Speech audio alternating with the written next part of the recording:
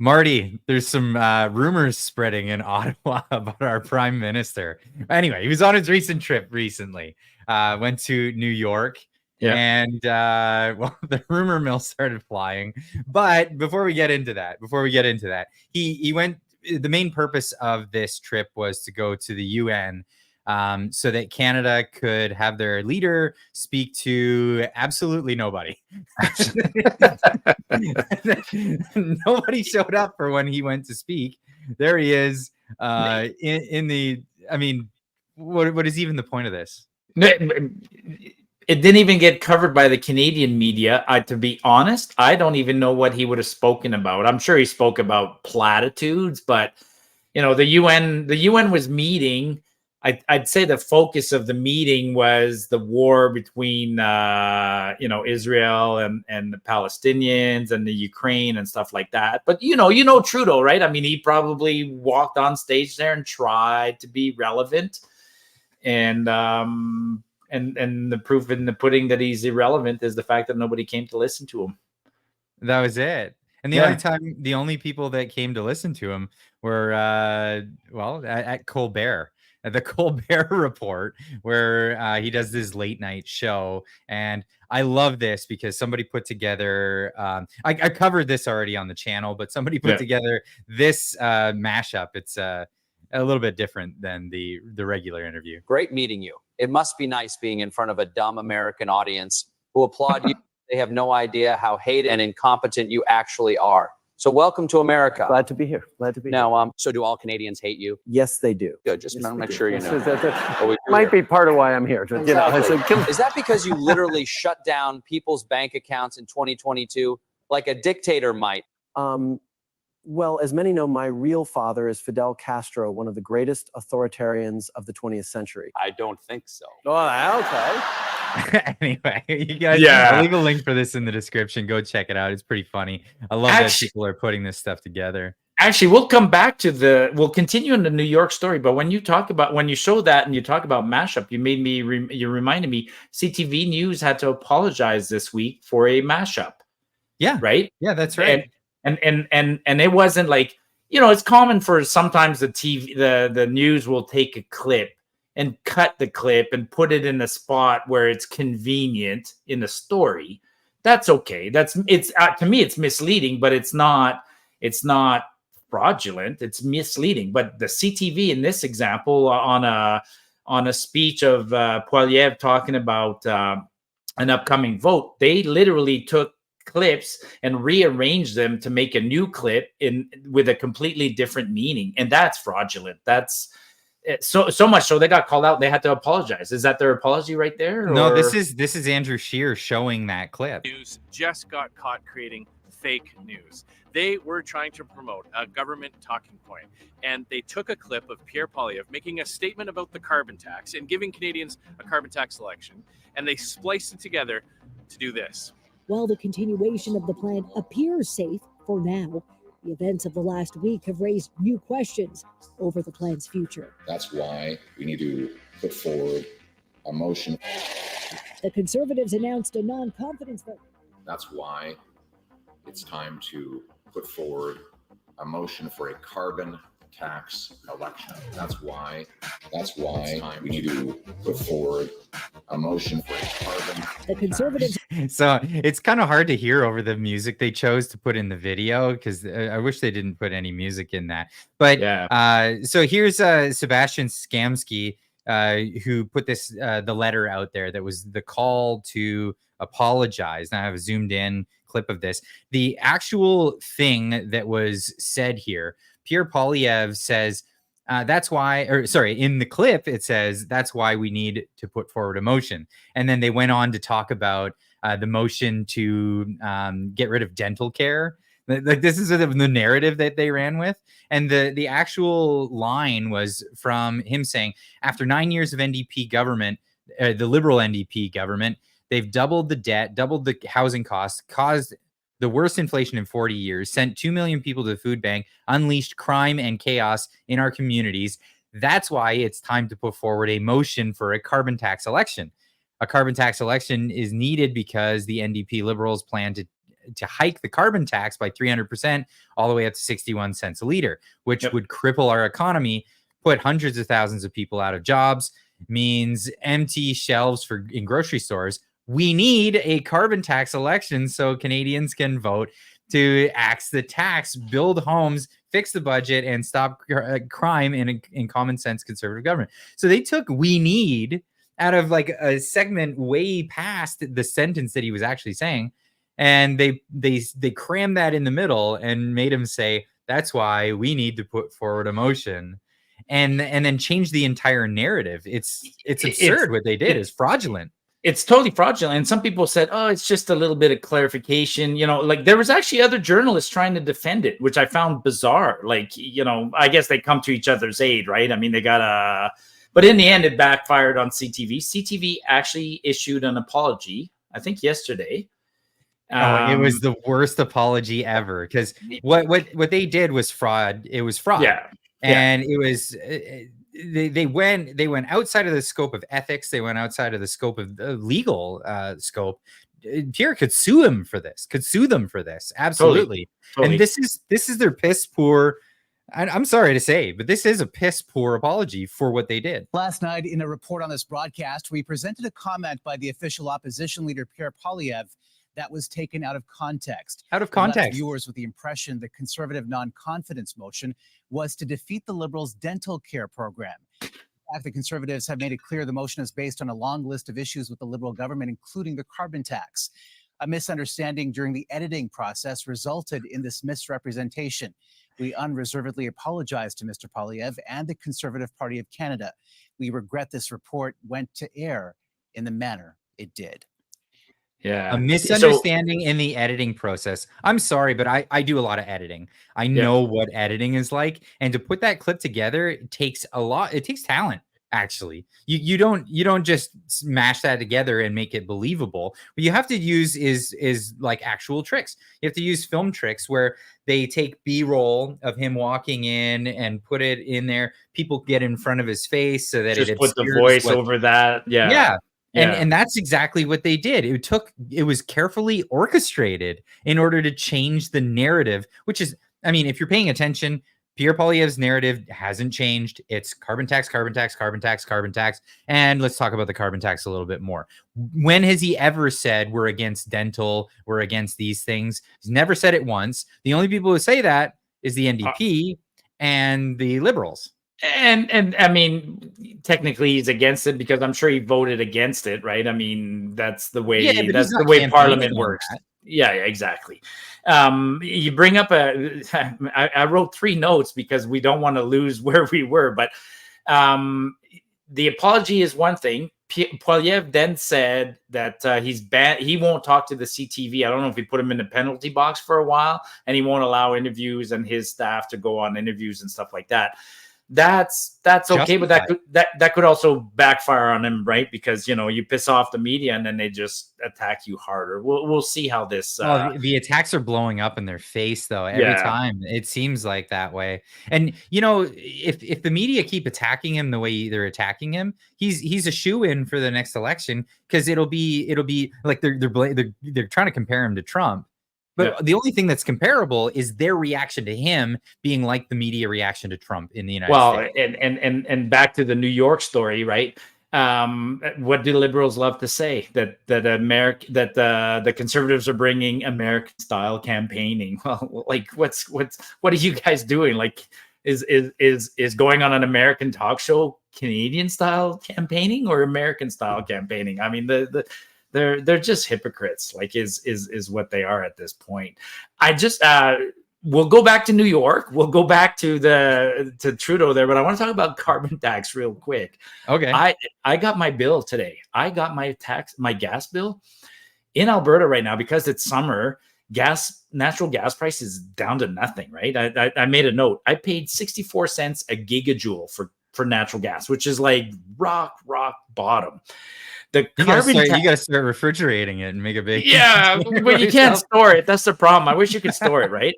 But the carbon tax is also in dollars per gigajoule. The carbon tax is $4.21 per gigajoule. The gas is 64 cents. So just the math, The tax on natural gas at this current price is 600%. 600%. That's the math. It's 600%. Now, some people don't see it because some people might have, they locked into a fixed price at say $3 a gigajoule. So for them, 420. Even if you're locked in at $3 a gigajoule and the carbon tax $4.21 per gigajoule, you're still paying like 110% tax. But my carbon tax on this bill was the equivalent of 600%. Anyways, it's.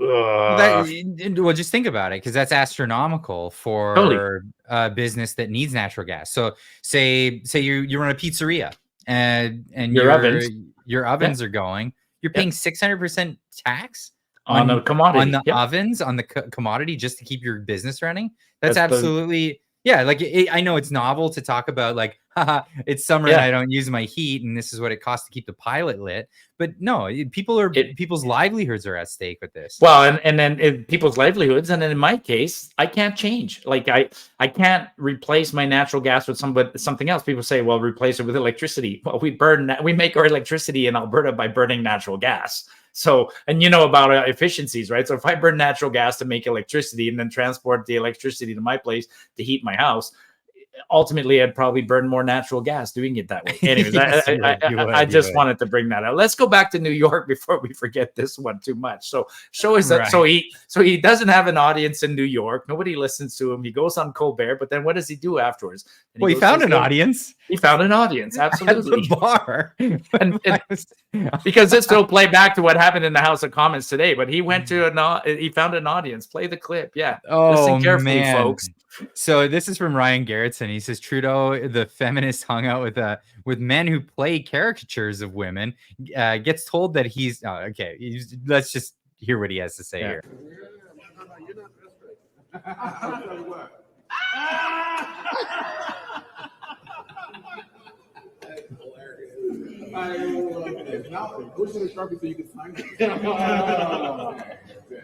You don't be Sharpie?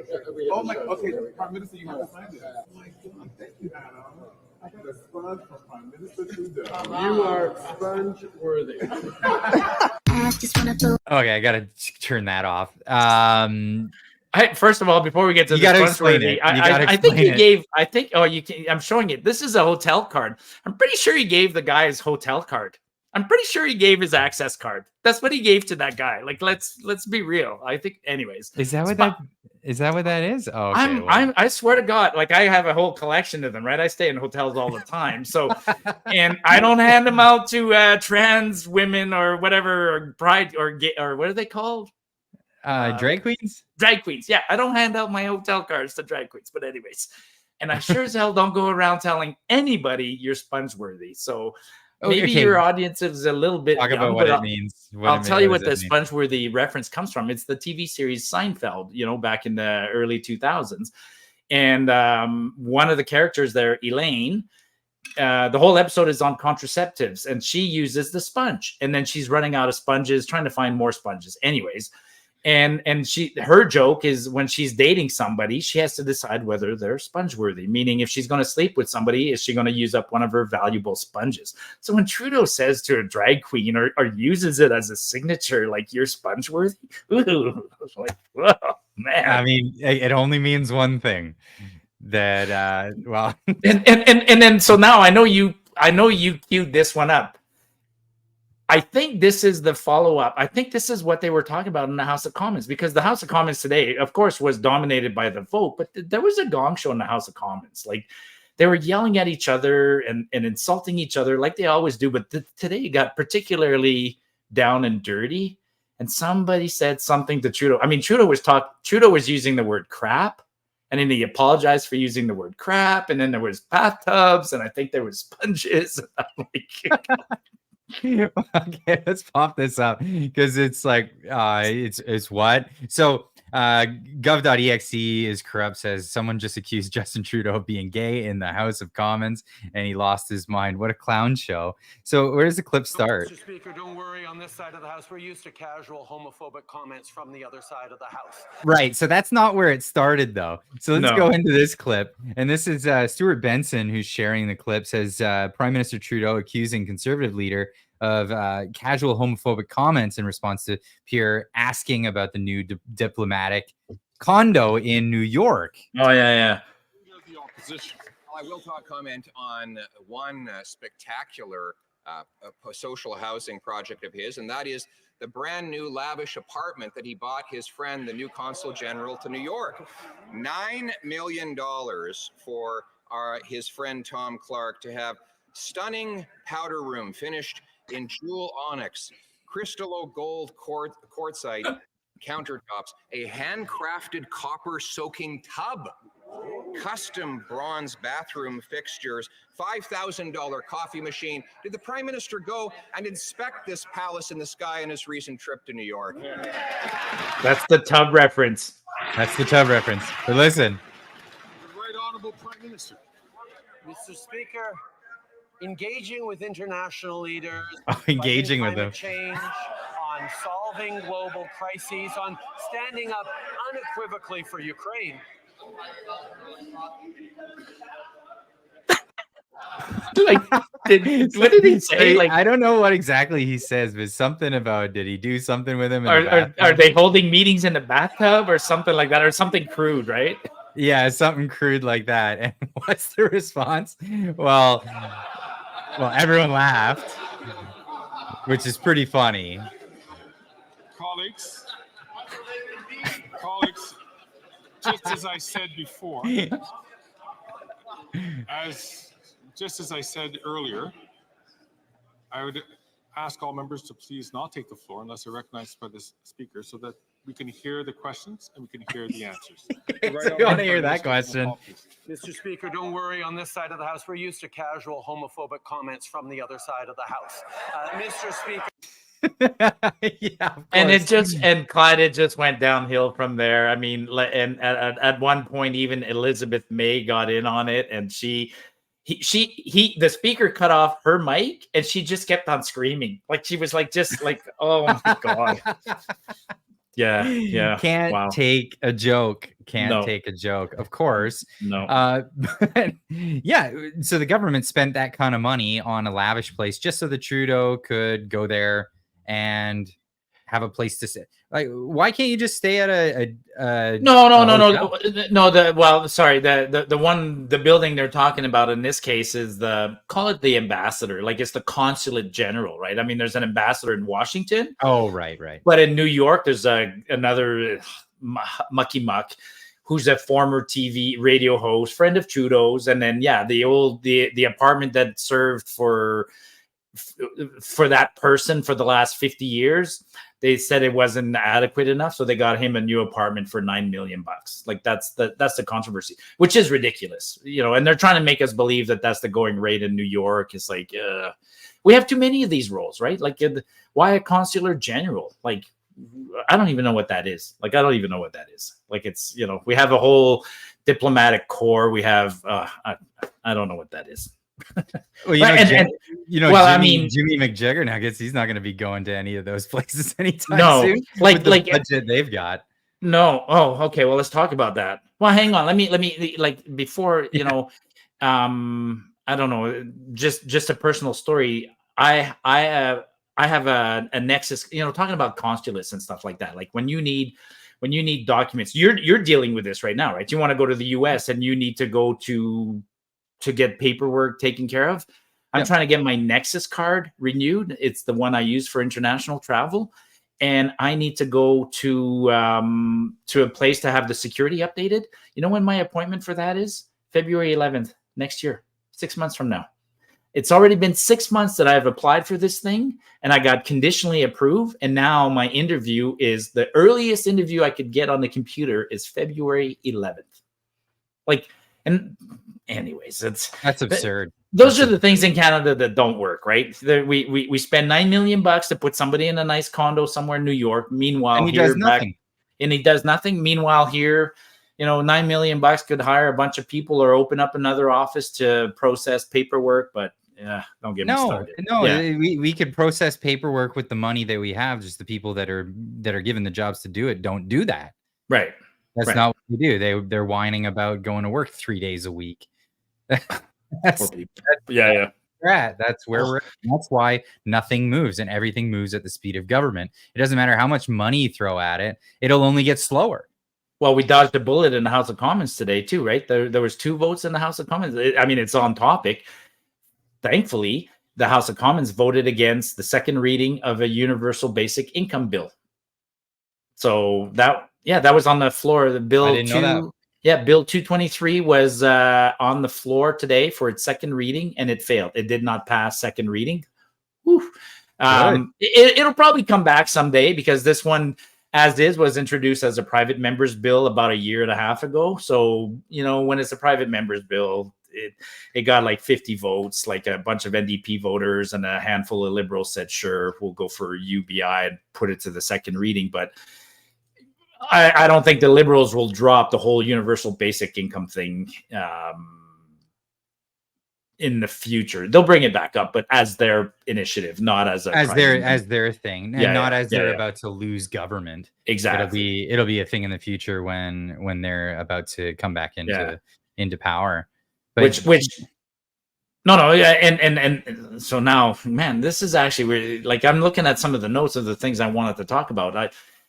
It does link now, because there was another vote in the House of Commons today, which was the famous no confidence vote, which links to Jagmeet. And why would Jagmeet vote against the party? So how do we break that down? How do we break that down? Well, here's one thing. We all know that, Jimmy McPension doesn't want to get out of his position until 2025 because he wants to secure his future. His pension, his thing. But it turns out he would be ill-equipped to even run if there was a snap election. Why? Because he's broke. And this is the news that I got from actually the amazing Zoltan, Alex. He came on the show, and believe it or not, Alex, as it turns out, he has a past in his former life before being an independent journalist. Is a finance guy. Yeah. He worked at a bank. He does all this stuff. He's the guy who you go to for approval of loans, and big businesses would go to have loans approved. He knows his stuff about finances, so he decided in his free time, doing deep diving into all this stuff, why don't I check out the finances of all these political parties? And I mean, that these guys are deep in the red, in the negative. It's crazy. He's not the only guy who looks at financial statements. I look at the Bank of Canada and stuff like that. I love digging into financial statements. I've never thought of looking into the financial statements of a political party, and that's what he did, right? Yes. Yeah. And he did for several other parties, because I asked him, like, how's the Conservatives doing? How's the Liberals doing? And he said, yeah, the Liberals, they have a surplus. Okay. They're doing okay. They have a donor group that keeps them above board. And the Conservatives are even in better shape. And surprisingly enough, the Greens party, I mean, they're not lavishly spending money on many candidates to try to. They only have a few candidates to run anyway, and one person has a seat. Elizabeth May famously, she handed it off to other people and had to go back because nobody wants it. Nobody wants to be a part of that party. But the NDP, basically what they've been doing is snowballing basically this debt. And every time an election comes up, they're granted access to new loans because the government makes that available to them. Yeah, well, I listened to your show with Alex, and it was interesting because he said that it's common for parties to borrow money. Absolutely, but most of them have a plan to pay it back. That's the whole thing about borrowing money, right? It's one thing to borrow money, and our Liberals are the same way in Ottawa, right? Well, we're borrowing. It's like, but you have no plan of paying it back.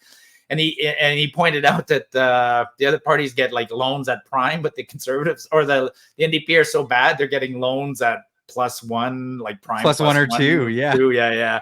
And they're in trouble, right? So, and when I saw that show, that explains a lot of things. I've noticed that there's a distancing happening between provincial NDP and federal NDP, and technically they're kind of share a constitution. But I can see why, Naheed Nenshi in Alberta is like, no, you stay away, Jagmeet, because Jagmeet probably wants to raid then she's piggy bank for the next election, right? That's crazy that would be even allowed. That it's totally allowed. They're like, you get union members that are raising for the small town election in their, wherever, and Jagmeet just comes in, yoink, that's mine, I'm taking it.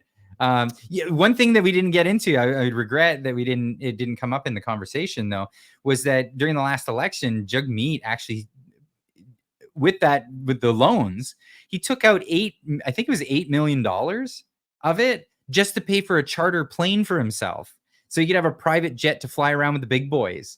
And it's like, why?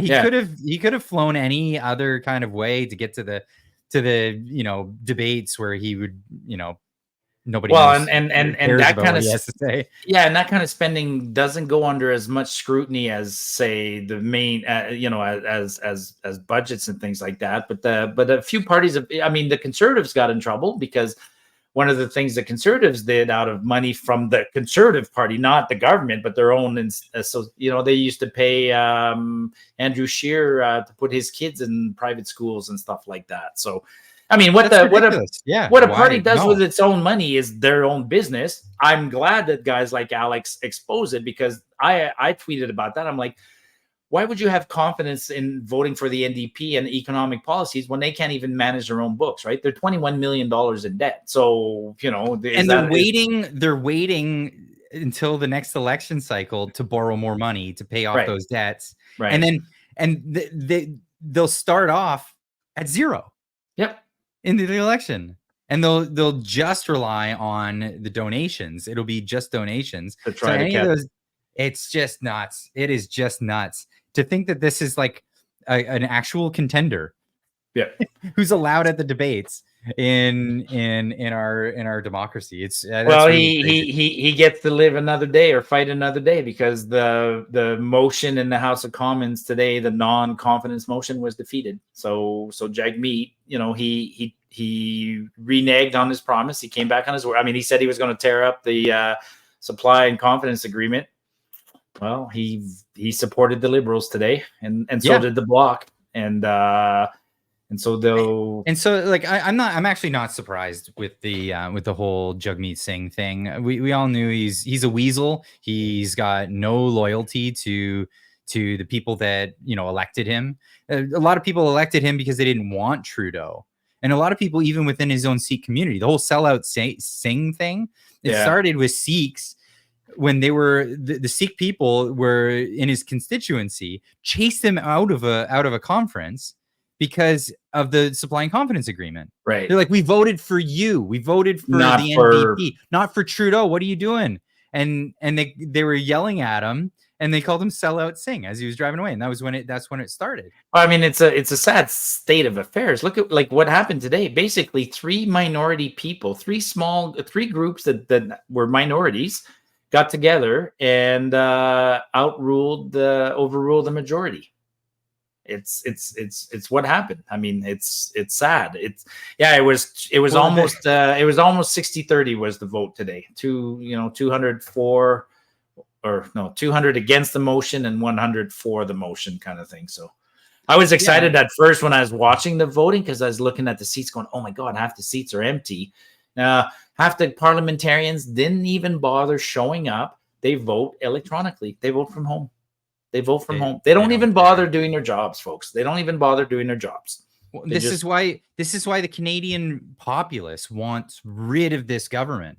And this is the craziest thing, is that they keep talking about, there's democracy's in shambles and democracy's backsliding around the world. It's like, what about the fact that the voting populace are taking polls and they're like unanimously saying, we want rid of this government, we want an election, we want to vote, and they're tiny minorities they're getting together and they're colluding against the voting populace of the country.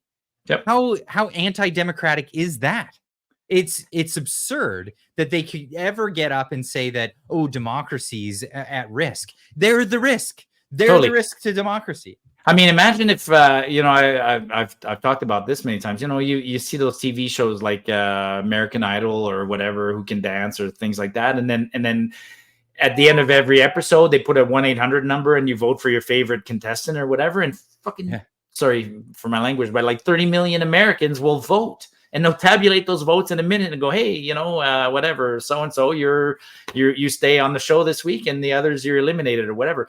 Wouldn't that be, I think that's a novel idea. I hope we get to that. Can you imagine if the vote today in the House of Commons was just that? Do you have confidence in the government and everybody pulls out their phone and votes yes or no? And you don't have to, because I mean, I wouldn't forget the representatives. Yeah. Well, why are we being represented anymore if they're not representing us? They're not representing us. I don't even trust my own representative. I mean, you know, because I've seen too much evidence of things that lately that I go, whoa. That doesn't sound like something we talked about, right? Like it's, yeah. So we'll, let's stay on that topic just a little bit longer. So because I want to get into this. This is the. You want to get into the Bloc, or do you want to get into? Yeah. Yes, I want to talk about this. So the Bloc has put together an ultimatum for the Liberal government, saying you gotta do the things that we want. First, it started off the informal thing was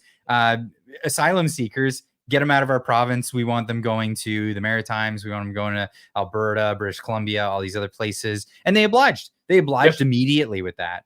They didn't even have to come out and say it. They just kind of hinted at it. And there you go. Mark Miller was happy to ship all those asylum seekers to other places in Canada. Of course, not benefiting anybody. Did you see the meme of Mark Miller? Like it's somebody put Mark Miller's face over a security guard at a stadium. And they made a meme like it's Mark Miller's immigration vetting. And, you know, the guy, like people are walking into the football game and this old guy just barely touches them and then they move on. Anyways, it's that sounds right. And this is what the rest of Canada is going to be dealing with because of this ultimatum that the Bloc Quebecois is giving. Now they're saying we'll defeat this government if they don't give us what we want. And now they're talking about pensions for Quebecers, and it may benefit some other Canadians, but they don't care. It's really about. I listened to Blanchette this morning, so he did a press conference before going into the House of Commons. Yeah, this press conference, and it's in French. It's all in French. But I can I speak French, so I translated it, and I'll paraphrase what he said.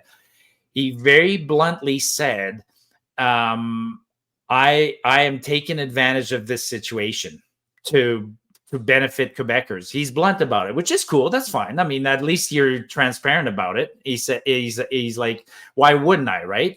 And he said, I want two things from Trudeau. And so he's got two private members' bills put in by his party, by the Bloc. One is around, like you mentioned, the old age security and changing the clawback provisions. That's complicated stuff. And then the other one is he wants to enshrine the supply management. You talked about it. You did the show on the milk cartels and the butter cartels and stuff like that. He wants to make sure that can never get touched, right? That he doesn't, because conservatives have said they'd eliminate those quotas, right? That everybody would benefit. The only people who benefit from quotas are Quebecers. Anyways, he made those two things very clear. And he says if the federal government, if the Liberals don't make irreversible progress on this by October 29th, then he'll consider, and again, he uses his words very wisely, consider defeating the government. So, yeah, well, here's the thing. You're talking about someone who's in a position to exploit the situation. And they're not exploiting for their benefit alone. They're exploiting for their benefit in the people. The rest of Canada is going to lose out because of the things that they're asking for. So in that situation, it's like, whoa, okay, now you're showing your true colors. We got you. And Trudeau, if he goes along with this, well, guess what? He's going to ask for more as soon as the month's out, and you give that to him. And it's not going to end there. You're going to be held up, ransom for the rest of your term. That's all it is. Yeah, here's my theory on this, though. Leading into the events this week, we talked about it last week. So Blanchette, who's a federal politician from Quebec, he voted to keep the government going today. But behind the scenes, his counterpart, the premier of Quebec, pleaded with him, like, defeat the government, right? Remember last week, they're both arguing as to who represents Quebecers. What Blanchet did today, I think he's giving himself an out, because honestly, that one request of his, like, to protect more protection for the milk cartels and those, Trudeau will never go for that, man. That would be insane, you know.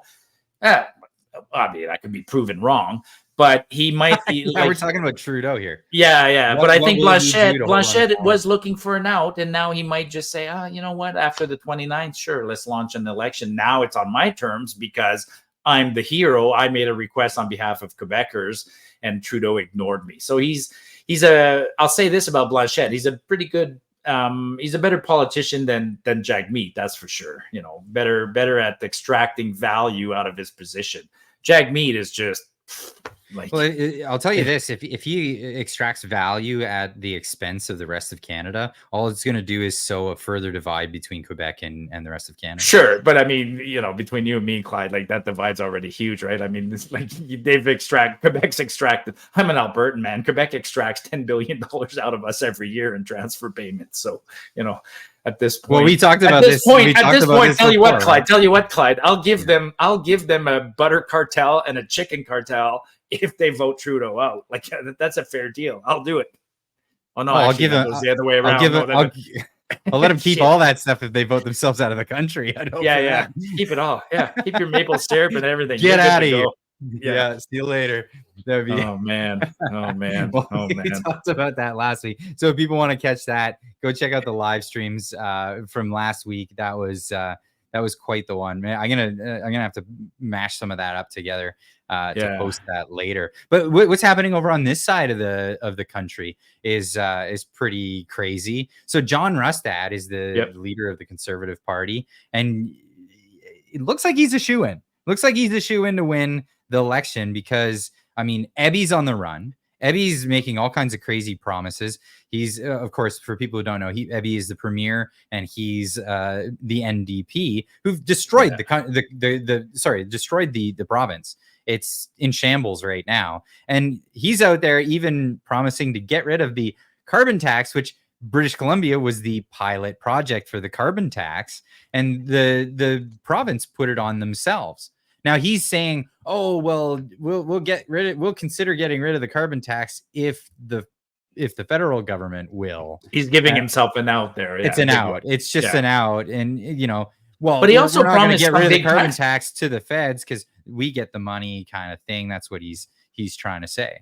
But he offered another big break, right? Ebby also offered a pretty significant reduction in income tax, which I think is why Rustad responded with his break on mortgage interest. Is that what Rustad responded with? Okay, so the response is Rustad actually came out and said, you know what, the housing situation is so crazy, we're going to make it so you can get a tax rebate on your first $3,000 income on your provincial taxes per month. Man. This is huge. Like, this is American style deductions, right? Americans can deduct interest on their mortgage. Have done so for forever and ever. I wasn't aware of that. Yeah. No, that's a big deal in the US. Yeah, this is this is just basically deducting $3,000 of your money at the beginning of the month. Anything else after that, you'll pay provincial taxes on, like, regular rate. But their first $3,000, because it's so expensive to live in British Columbia. Now, it's not going to kick in all at once. This is one of those things where it's like, you know, it'll gradually come about. I think the numbers are in here, where they say, the measure dubbed the Rustad rebate would start by exempting $1,500 per month in budget 2026, and then increase by $500 a year until it hits $3,000. And then, I mean, that's a huge amount of tax that will attract people to BC. I mean, I like, people come to Alberta, like, people sell their expensive homes in other parts of the world and then come to Alberta. man, they'll go to BC. I've already retweeted this and told everybody, just fly over Alberta, just keep going and go to BC. Like, I'm sending them your way. I'll make one caveat for people, and I haven't seen the fine print on this, right? Neither of you or I seen the fine print. But I do know this is something that'll stop you from coming to BC. Yeah, the BC $800,000 evaluated. Yeah. A market price for a 1-bedroom in BC is $850,000. A 2-bedroom is 1.3 million. A 3-bedroom is 1.5 million. With the government finance scheme, the leases will cost less money. Yeah, no, I'll stay in Alberta, but I'll just one caution to people. And I don't know if it's in the bill, if it's in this rule, but in some places, like in the US, when you do write off part of the mortgage on your taxes, one of the negative consequences is on the back end, 20 years later, when you go to sell your house, you might not be protected, and you might have some capital gains that you have to pay on your house. Because right now in Canada, that's how it works for, when you buy a property as an investment. Yes, you're allowed to write off the interest on your property when it's bought as an investment, but it changes the math at the back end when you sell it. Would they do that to a primary? I don't know. But it's but on the surface, that's a great deal. Good for you guys, man. If you get that break, that's especially if you don't plan on selling your house, sure, take the break, yeah, it would be helpful even for renters, because this is eligible for renters too. Yeah. This won't be just homeowners. This is homeowners and renters. So basically everybody. I'm glad, people are recognizing this. I'm glad it's, Rustad is a conservative, so that's fine. He should be doing this.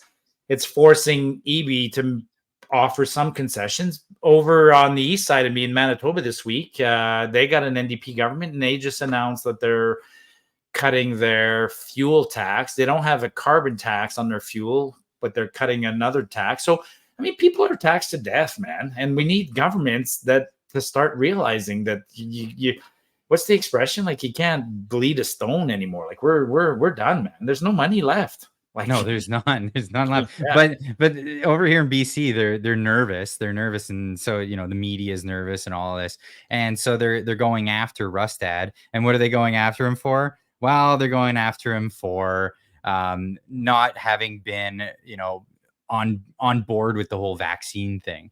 And they're putting out videos of him saying his stance on the vaccine, and people think that this is actually gonna cause well, it's not even a bad stance. Like, he said he regretted it, right? And he wasn't the policymaker. He literally said he regrets taking it.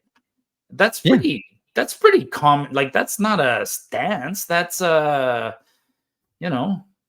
why would you get mad at that? This would be like a guy saying, I regret buying my Ford Escort. I don't like it. Yeah. It's not a stance. It's a regret, and hopefully it's a certain level of maturity that shows that he can think about an action and reconsider it later on. I retweeted what he said today because I want more politicians to say, I regret something. They're incapable of saying that they made a mistake. And this is not him even admitting a mistake. It's just simply saying he regrets something. Well, I think they're just trying to character assassinate the guy. But here's the interesting thing is, I don't think that the groundswell towards going to the Conservatives is because of John Rustad and his charismatic thing. He's not particularly charismatic. I mean, when you listen to him talk, he makes a lot of sense, but that's never like, that's not the pizzazz that wins elections. Yeah. Right now, what's winning them in the Conservative Party is everybody's fed up with the status quo. They're fed up with the NDP. People didn't like what the BC United was bringing forward, so they bailed out. They dropped out completely. Remember, and it's really the stance. It's not really the cult of personality like you see in other elections. I think John Rustad, he's great on a lot of issues, but I don't think it's the same dynamic electoral wise. I think people are really more concerned about getting rid of the crappy government that's destroyed the province. it's something that we've talked about we definitely talked about this 6-7 months ago. I remember talking about this 6-7 months ago, saying, I could look at things that were happening, and I was saying that down the road, it doesn't matter how governments try to spin things, the day-to-day reality for Canadians is getting worse. And that's what's happening, right? I mean, I went grocery shopping yesterday with my daughter. I went to visit my daughter downtown. And before I left, I'm like, I got to go. Mom wants me to buy a couple of things. So I walked into the store. My daughter came with me. I hadn't been to the store in a long time. And I literally said, hey, Sarah, like, are prices coming down? And she went, are you kidding, Dad? And she went on. And I'm like, okay, got it. So for the everyday Canadian, groceries are still going up. Inflation is affecting them. Rent is affecting them. Waiting in line for services, waiting in line for doctors. There's no good news. And that's what we're seeing it. That's how it manifests itself. People are going to get fed up. I mean, the Liberals are fighting this dying battle right now. Like, they're trying to, they get on the news all the time, and they're like, Canadians just don't understand us, or just don't understand the policies. It's like, no, we understand the policy. Like, they're blaming us. The Liberals are blaming us for not understanding how the carbon tax works. And they keep repeating the mantra, well, you get more than you pay. And everybody's like, I don't believe you anymore. I don't care. I'm hurting at the gas station. I'm hurting everywhere. So, yeah. Well, and we're hurting in other places. Like, the whole mantra here is, let's save the environment so we can push people into other technologies. Well, what happens when we push people into those technologies? Right now, Alexandra Lavoie is reporting on this massive fire that erupted in Port of Montreal in a refrigerated container holding over 15,000 kilograms of lithium batteries. How bad is that for the environment? I'm surprised that didn't go nuclear, man. That is nasty, nasty stuff, right? And how do they put that out? You can't put that out. You don't. You just wait until it burns out, and that's it. Yeah. Like, and what do they have for electric cars? They have these giant blankets now that they just cover them. Is that what they try to do? Smother it? Yeah. They just no, it doesn't smother. Marty, you could roll it right into the water and it won't go out. No, because lithium reacts with water. Actually, it's a classic high school experiment. You get it. The lithium is stored in oil. It's so reactive. You take it out of the oil, you throw it in a beaker of water, and watch it go boom. It's insane. Yeah, so it's totally insane. What they do now, like fire departments all over the world now, are getting these big giant blankets that cover an entire automobile, and it basically just stops the fire from spreading to other things. So it just sits there and contains it, and it just burns and burns and burns until there's no automobile left. Literally. But yeah, there's smoke bellowing out everywhere, but it's just the hope is just to not catch other things on fire. Yeah, lithium is so reactive that it reacts with water. Like, water is H2O, hydrogen and oxygen. So it reacts and it breaks the water molecule out and releases the oxygen and then burns with the oxygen. That's how reactive lithium is. That's why it burns underwater, because it sucks the oxygen. It breaks water down into its two components and uses up burns both the hydrogen and the oxygen. It's crazy stuff. Wow, nuts. So yeah. This kind of like thing that they're trying to push us into, I think it's the wrong method. I think, if you use existing technology, yeah, of course, lithium batteries are great, but we don't need such big batteries in these cars. I've talked about this many times on the channel. The future is in good hybrid technology, and I'm talking real hybrids, not your Jeep Cherokee that's got an alternator that does 48 volts and whatever. No, I'm talking about like cars that have a gen set on them. They're driven by electric motors, but they don't have to have a huge battery that's dangerous and all of that. You can have an active generator on board, and that's where we should go.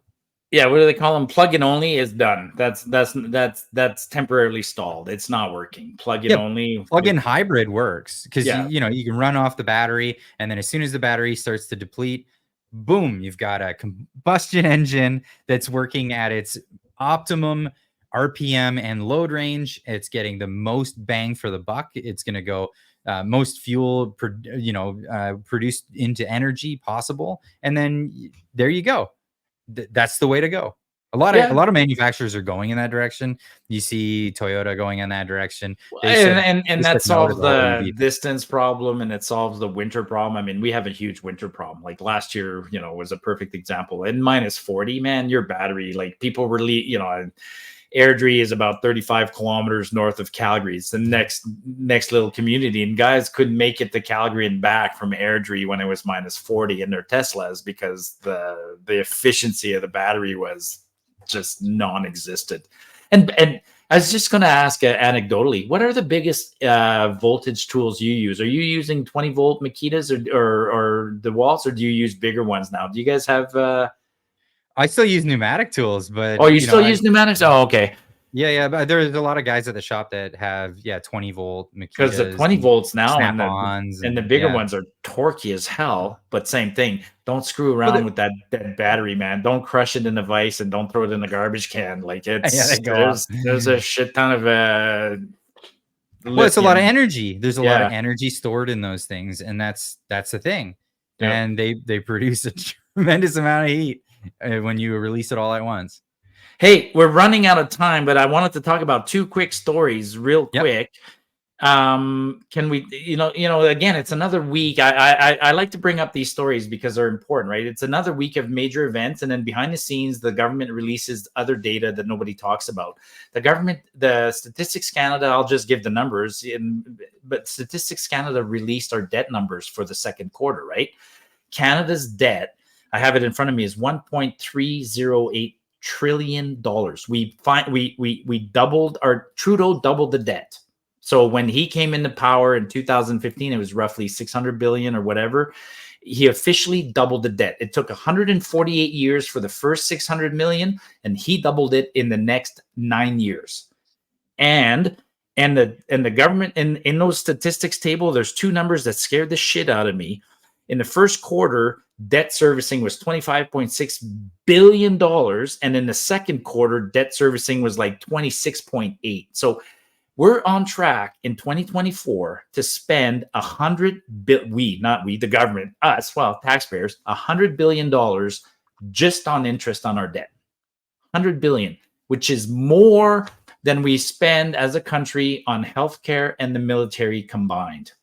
11% of our budget of our tax dollars collected are just servicing debt.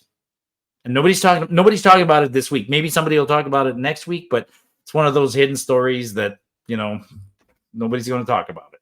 I wish I had the numbers in front of me, because the other number that goes along with this that terrifies me is the emigration numbers. And emigration is the opposite of immigration. It's people from Canada leaving, taking their assets with them, taking their expertise I'll have with to look them. that up. Okay. Taking all of this stuff with them. A good source for that was Better Dwelling, but I couldn't find it in time. But is it going up? So people are leaving? It has been going up, tragically, more and more every year. And they measure it quarterly, and every quarter it's been going up. And it's a record number. It's the highest it's been in decades and decades. Where people are leaving the country. Yes, there are a lot of people coming in, but the ones that are leaving, this is the thing.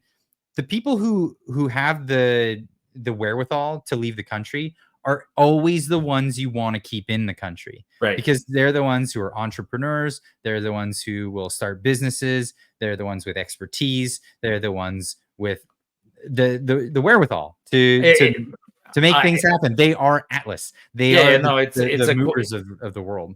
I asked that question a little while ago. It was a poll online, and I was a bit shocked. Yeah, I mean, people are going to South America. It's crazy. Like, people are going to Costa Rica, Colombia, El Salvador. Ecuador. I heard Ecuador. I'm like, El Salvador. Yeah. Like, God, in my mind, El Salvador was always like a shithole.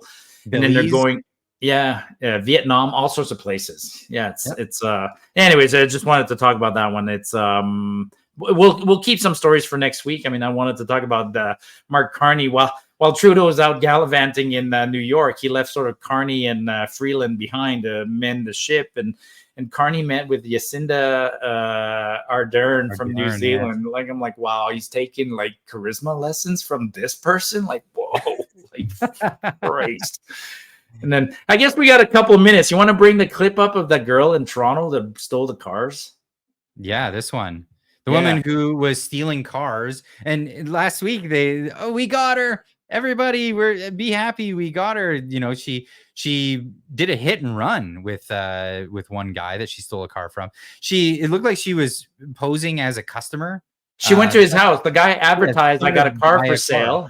Yeah, I got a car for sale. She shows up at his house. She's dressed pretty like that. He goes out in the parking lot. She jumps in the car with the keys. Everything looks fine at that point. But then all of a sudden she revs it. He's like, whoa, whoa, whoa, what are you doing? And then she runs him over. And then you can see another car parked there. It's her accomplice. And then boom, they're gone. They're gone. So she got arrested. And she's out on bail. Right. So we've got a country where, you know, if you're, you know, she was out on bail when she committed this crime, and now she commits this crime, hurts a guy, sends him to the hospital, out on bail again. You know what her newest bail condition after this stunt is? She's not allowed to be in possession of car keys. What even is like that? what judge thinks of this? Like, oh, young lady, I see here you're you like to steal cars and run people over. Okay, well, I'll let you out on bail, but please, you know, no car keys for you. You know what's a recipe for more Grand Theft Auto in this country? Exactly this. Yeah. Telling people that there is no punishment for what will happen. And if you get out and you do it, you're a repeat offender. You'll just be released again anyway. Well, the reason I wanted to talk about this story and everybody clued in on this is, you know, mischief for, if you're against the government, that kind of mischief gets you in jail for 40 days or longer. But 6.5 years. 6.5 years. No remand, or you go to remand until your trial as well. Yeah. So challenge the government. That's bad. Challenge each other, make each other's lives miserable. I mean, I'm not an advocate for take the law in your own hands, but they're pushing us that way. Like if somebody tries to steal your car, try and fight back a little bit, because you ain't getting your car back. And there's no consequences for anybody else. Your car will just be gone, and you'll charge on your insurance. I guess I don't know. Yeah. Oh, it's another crazy week. Yep. Another crazy week. Speaking of which, at the end of this week, I've been doing these panels just because the Coots thing just came up just now. We're going to be talking about Coots on Friday. So anybody who's listening today, Friday, we're going to be talking about the Coots story. I have some great guests. I have Ray McGinnis, who just published a book talking about the Coots story. He's going to be joining us, as well as Alex Zoltan, who's been covering it quite a bit, and Stevland Ambrose. So tune in for that. This is going to be a really good panel. We're going to be talking about what happened with the Coots 4, which turned into the Coots 2, and then turned into what it did. And holy cow, yeah, it's going to be a hell of a conversation. So yeah, definitely tune into that one. Yeah, the Chris and what's the other guy's name? Anyways, they got processed in Edmonton or in Calgary this week. And now they're on their way to Drumheller, and I guess there was a recording release or something like that. I guess even the cops who were processing them, or the prison guard, said, "Man, you guys are political prisoners." So they're being extremely well treated compared to remand. Now that they're in the real system, they're being treated almost like royalty, because the guards and the inmates, everybody's recognizing these guys they're political prisoners. It's a shame. It's a shame. Yeah. Well, I won't be there on Friday. I'm packing up. I'm leaving tomorrow morning. I'm going hunting. So no show for you and me next week. I'll be, while you're doing your show on Friday, I'll be deep in the wilderness somewhere, probably enjoying a beverage with some buddies and solving the world's problems. Yeah, man. Go catch a deer if you don't catch gout. I don't catch deer, right? We kill them. Fair enough. All right, Marty, where can people find you? Marty up north on Twitter, and come find me and comment, and I interact with everybody. Love my interactions. All right. Links are in the description down below. Cheers, folks.